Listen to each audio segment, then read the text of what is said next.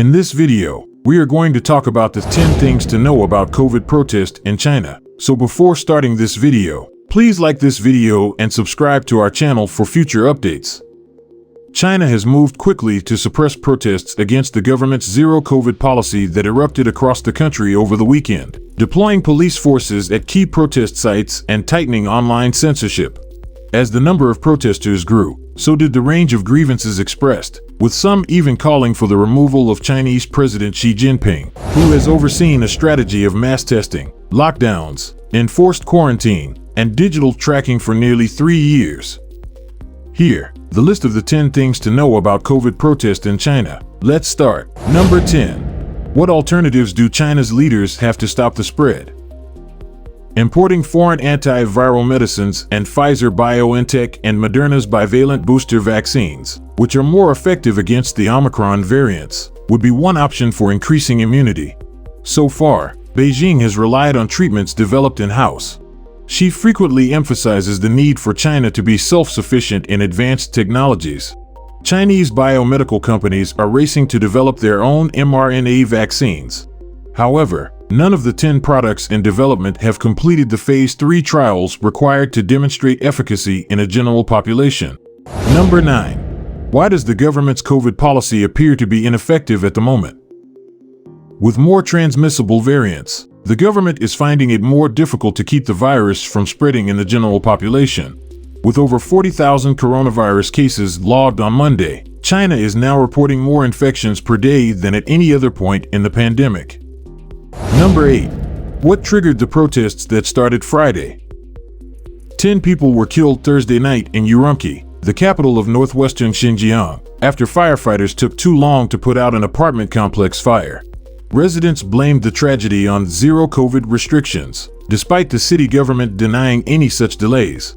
People took to the streets on Friday to demand an end to all lockdowns in Xinjiang, which has been subjected to some of the strictest controls since 2020. Number 7. How long can zero COVID last?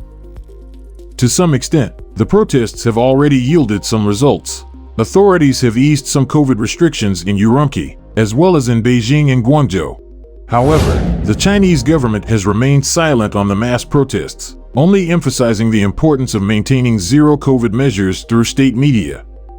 Number 6. How might a crackdown on protesters look? China, as an authoritarian state, doubles down on dissent. Chinese censors are also quick to suppress any mention of protest on the internet, which is a common response to threats to one-party rule. Videos and images from the current wave of protests have already been removed from Chinese social media. Number 5. How did the protests get started? Protests against zero COVID have been going on for months, but researchers from the rights organization Freedom House have noticed an increase since September. One unique aspect of the latest protests, according to Kevin Slayton, the research lead of the group's China Dissent Monitor project, is how the fire in Urumqi became a galvanizing force for people in other cities as well. He claims that critics used hashtags intended to disseminate news about the fire on Chinese social media sites to express their outrage and rage at how authorities handled the apartment tragedy. Number 4. How big are the protests? According to the Associated Press, protests against zero COVID have been reported in at least 8 major cities across the country.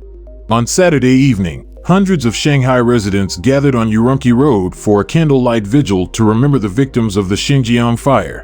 According to CNN, the vigil turned into a protest when the crowd yelled, "Don't want COVID test, want freedom," while others held up banners criticizing the strict pandemic protocols.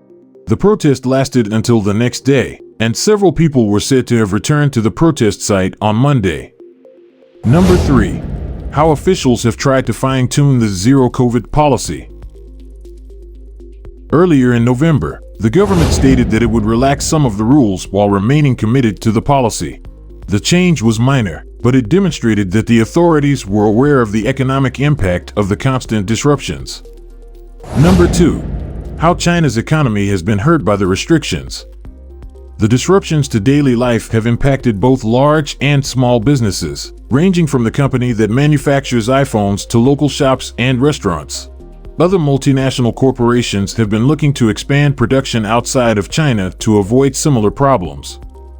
Number 1. How deadly fire in China's far west has infuriated protesters. The news quickly spread on the Chinese internet. On Thursday, 10 people were killed in a fire in an apartment building in Urumqi, the capital of Xinjiang, a region of 25 million people that has been under siege for more than 3 months. That's it for today. We hope you found our video interesting. Please give us a feedback about today's topic and leave a comment if you are interested covering a specific topic also. If you haven't already, please consider subscribing to our channel. Don't forget to turn on the notification bell so you don't miss any of our new uploads.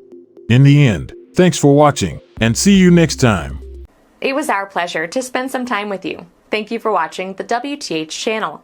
Let us know what you think of this video in the comment section, and don't forget to subscribe for more content.